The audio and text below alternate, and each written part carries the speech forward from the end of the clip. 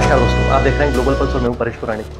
ये बिल्कुल भी ज़रूरी नहीं था, लेकिन फिर भी हो रहा है। इजराइल ने ईरान के ऊपर बम गिरा दी और अब ईरान भी जवाबी कार्रवाई कर रहा है।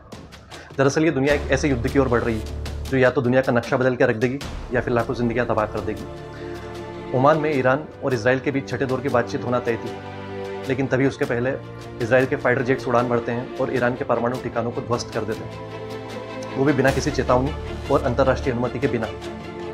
जवाब में ईरान भी कार्रवाई करता है, पलटवार करता है, और वो वैसी कार्रवाई करता है जैसा कोई भी तानाशाह जिसको एक दीवार के कोने से लगा दिया हो, वो जैसी कार्रवाई करता है, ईरान भी वैसी कार्रवाई करता है। लेकिन अब ये सिर्फ एक पलटवार नहीं है, बल्कि एक जंग है, अपने आप में मुकम्मल जंग। एक ऐसी जंग जिसके अंदर न सिर्फ मासूम लोग अपनी जान गंवा रहे हैं, बल्कि सेना प्रमुख और नेता भी अब निशाने पे हैं, और भाषण जो है वो काबू से बाहर हो चुके हैं। अभी अभी इसराइल के जो सेना की तरफ से एक बयान आया कि ईरान के आगे बढ़ना ज़रूरी है। ये अपने आप में एक बहुत बड़ा बयान है कि ईरान आखिरी स्टॉप नहीं है, इसके आगे भी अगला देश उनके निशाने पे तय है। सवाल ये उठता है कि अब इन हमलों का जिम्मेदार कौन है। जाहिर सी बात है, जवाब सीधा है। इस पूरी कार्रवाई में 3 लोग मुख्य तौर पर जिम्मेदार हैं, जिन्हें कहा जाता है 3 एंग्री ओल्ड मैन, 3 बुजुर्ग सनकी नेता जो इस पूरे हमले के लिए जिम्मेदार है, जिनकी महत्वाकांक्षा उनकी समझदारी से कहीं ज़्यादा है।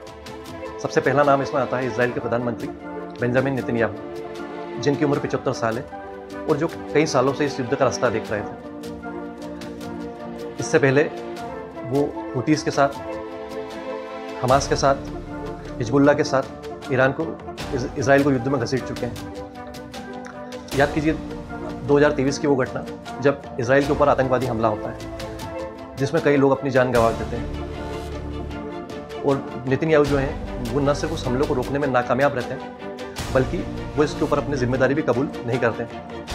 बदले में वो गजा के ऊपर कार्रवाई करते हैं, वहाँ पे हज़ारों बेगुनाह लोगों की जान ले लेते हैं, और जो बंधक हैं उनको छुड़ा भी नहीं पाते। और अब बारी है ईरान की, और शायद अगला युद्ध पाकिस्तान या फिर टर्की के साथ है। जो अगला बुजुर्ग व्यक्ति, उनका नाम है ईरान के जो सुप्रीम लीडर है, जिनका नाम है अयातुल्लाह अल खमेनी। इनकी उम्र 86 साल है। ये एक्चुअली कौम के सिंहासन से ईरान को चला रहे हैं। ये वही ईरान है जहाँ पे मीडिया फुल्ली सेंसर्ड है, जहाँ पे चुनाव फर्जी होते हैं, और जहाँ पे आए दिन जो माइनॉरिटीज़ हैं और महिलाएं हैं उनके ऊपर दिन रात अत्याचार होते हैं। लेकिन उनका पूरा फोकस जो है वो सिर्फ यूरेनियम के एनरिचमेंट पर है। वो ज़्यादा से ज़्यादा दिन रात कोशिश में लगे हुए हैं कि ये जो यूरेनियम है इसको किस तरीके से समृद्ध किया जाए। लेकिन वो ये सब ना तो ऊर्जा के लिए कर रहे हैं, ना शांति के लिए। उनका मेन उद्देश्य सिर्फ ब्लैकमेलिंग है। लेकिन इजराइल ने उनको एक अपॉर्चुनिटी दे दी है कि वो ईरान की पूरी जनता को एकजुट कर सके इजराइल के खिलाफ, जिससे उनकी ताकत कुछ दिनों के लिए और बढ़ जाए।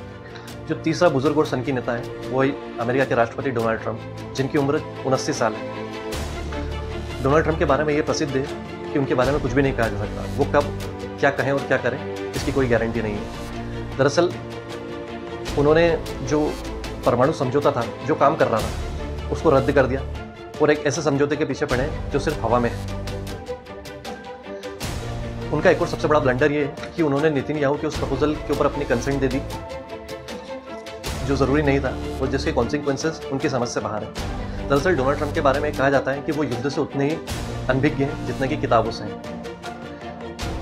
अब ये लड़ाई सिर्फ इसराइल और ईरान तक सीमित नहीं रही है। इसमें अमेरिका, फ्रांस और यूके कूद चुके हैं, क्योंकि यूके जो है ब्रिटेन के जहाज़ों के ऊपर मिसाइलें दागी जा रही हैं।